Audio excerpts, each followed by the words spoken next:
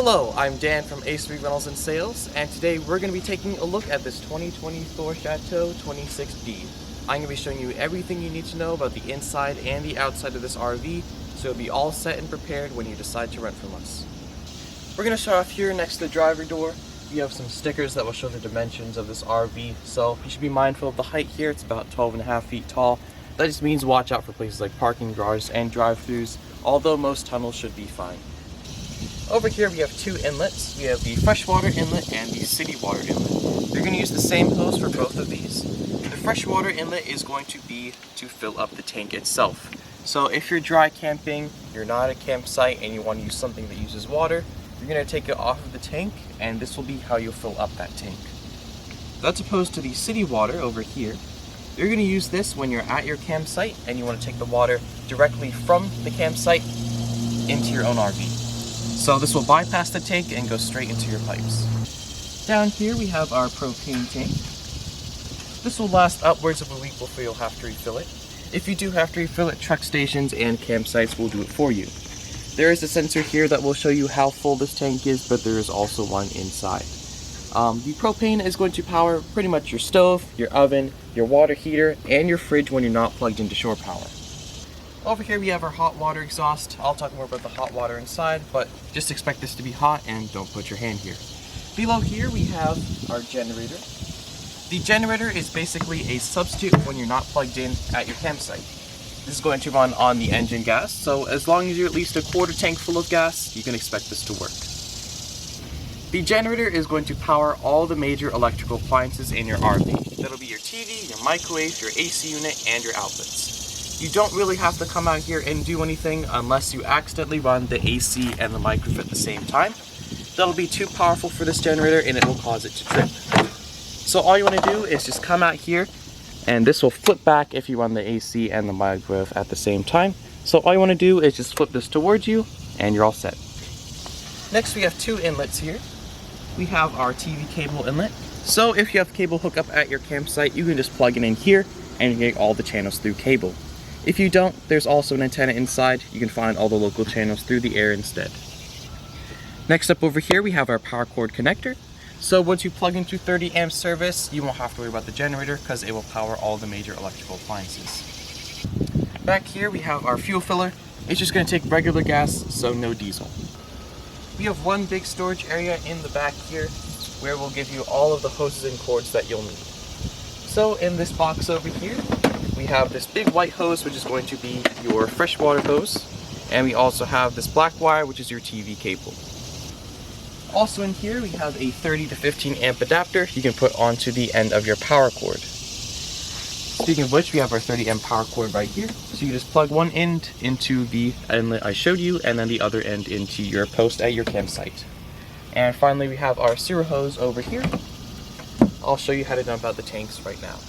So all the way in the back here, we have our dumping station. You're just going to take this hose that we'll give you, take this end of the teeth and just clip it on right here.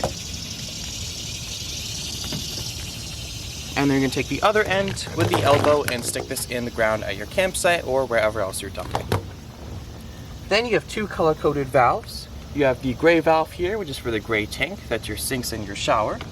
And you have the black valve for the black tank. That's going to be your toilet. When it's pulled out, it's open, and when it's pushed in, it's closed. So right now, they're both closed. We recommend you open up the black one first, and then the gray one to kind of flush it out. There are sensors inside that will show you how full or empty these tanks are. So once they're empty, just push them back in to close it, unscrew the hose, and you're all set. Also over here, we have our tank flush valve. You won't have to worry about this. This is just for us when you get back. Over in the back of the RV here, we have two things. We have our service ladder, which goes up to the roof. There's no need for you to go up there, it's just for repairs. And we also have our rear view camera in the back here. It'll go out about 8 feet total, so all you can do is just put the RV in reverse and it'll pop up. Otherwise, you can also put it on when you're driving. Now onto the passenger side. We have two 15 amp under 10 volt outlets right here. Just make sure you're plugged in or the generator is running for these to work. Next up here we have the back of the refrigerator. It's going to start leaking water and it's just condensation, so there's no need to worry. And below that here we have our furnace exhaust. Just like the hot water exhaust, expect it to be hot. And lastly, on the outside here, we have one other storage compartment. That concludes the outside of the RV, so we can just head inside here. You'll note that we have a cabin door with a detachable screen door right here. We have a few switches at the entrance here. We have the awning light here, which is going to be for the LED lights outside. We have the galley light, which is going to be the ceiling lights inside. We also have the step light down here. It's going to be just the entry light by the step over here. And we have the awning itself. This is going to run on the house battery, which is actually right underneath these steps right here. It's going to be powered when you're plugged in, when the engine's running, or when the generator's running, so you can just expect the house battery to be powered. If you want to use the awning, just make sure that the keys are out of the ignition and the parking brake is on. I'm just going to hold it out here. The awning will go out about 8 feet total, and it's really only for shade, so if it gets windy or rainy, you should pull it back in. This switch here is for the house battery, so as I said before, you can just leave it on. And we have the panel for the solar power. You don't have to touch that. Also by the entrance, for safety precautions, we have our fire extinguisher right here. We have a smoke detector right above my head right here, and we have a carbon monoxide and propane detector right beneath here. As you enter, we have probably the most important part of the RV right here, which is the control panel, which will tell you everything you need to know about the RV. So we're going to start off with the levels of the tanks here. If we hold down each of these buttons, these lights will turn on from empty, 1/3, 2/3 to full. So if I hold down LPG, that's your propane, you can see it goes up to full. We have our battery here, that is going to be good. We have our fresh water is full, and our black tank is 1/3, and our gray tank is empty.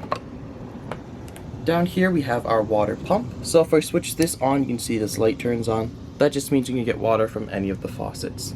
We just recommend you have this off when you're driving, just in case you get a bump, you don't want your tap opening and all your water coming out. We have the water heater here, which you can turn on with either propane gas or 110 volt electricity if you're plugged into shore power. Once you turn it on, just wait up to 20 minutes for your water to be heated up. And above here we have the generator. So this number will tell you the total number of hours that the generator has been running ever since this RV was manufactured. So you can see that's almost 202 hours. If you want to turn on the generator, you just hold down stop first to prime it. Once you see this red light turn on, it's ready. Then you can just hold down start.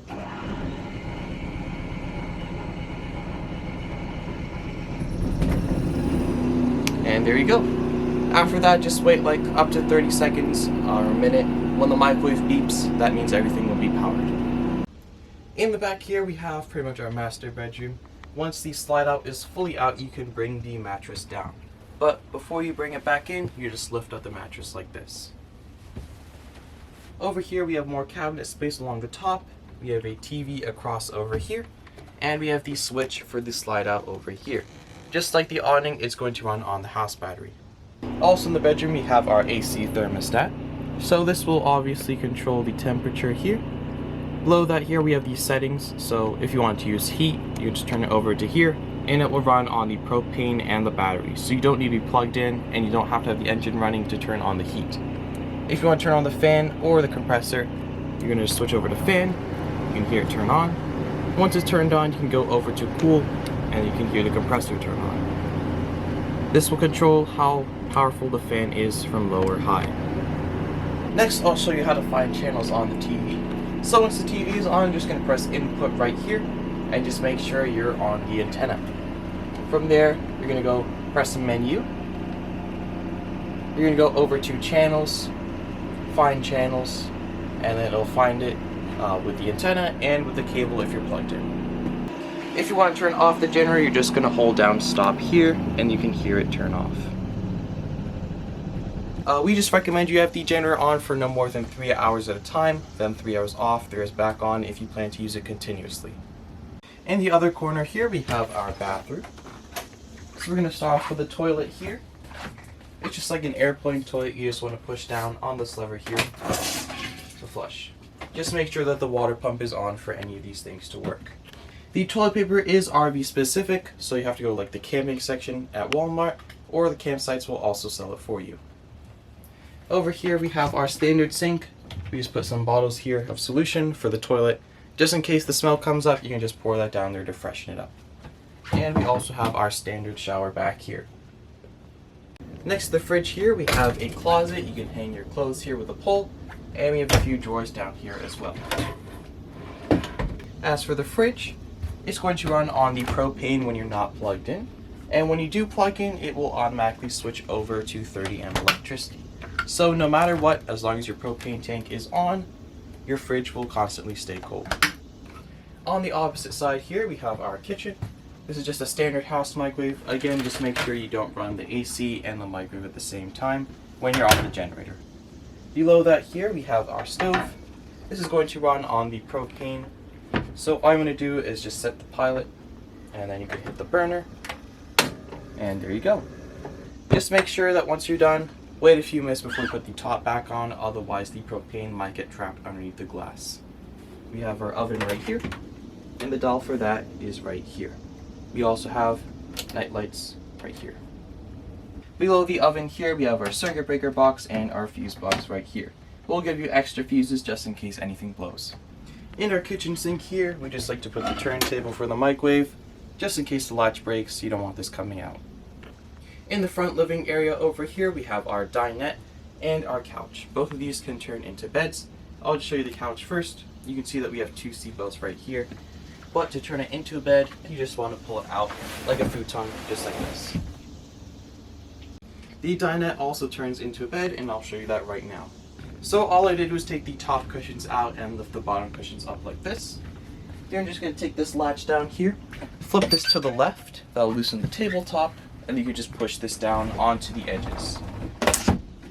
Then finally you can take all these cushions and lay them across like this, and this is your bed. And we have our overhead bunk over here. You just want to take this cushion, pull it down like this, and you can take the ladder and latch it onto these here. Behind the passenger seat here, we have a little envelope which will have those extra fuses I was talking about, along with your registration and an instruction manual. As far as the keys go, this one here is going to be for the ignition. This black rectangle and black circle are going to be for the cabin door. And then we have copies of this gray key and copies of the silver key, which are both going to be for the compartments outside. We also have a 24/7 roadside assistance number. You can call this anytime for any questions you might have. We have a standard AC system here, just like a regular truck. And on this display here, we have our radio. You can connect your phone to Bluetooth as well. And we have our rear view camera you can keep on when you're driving.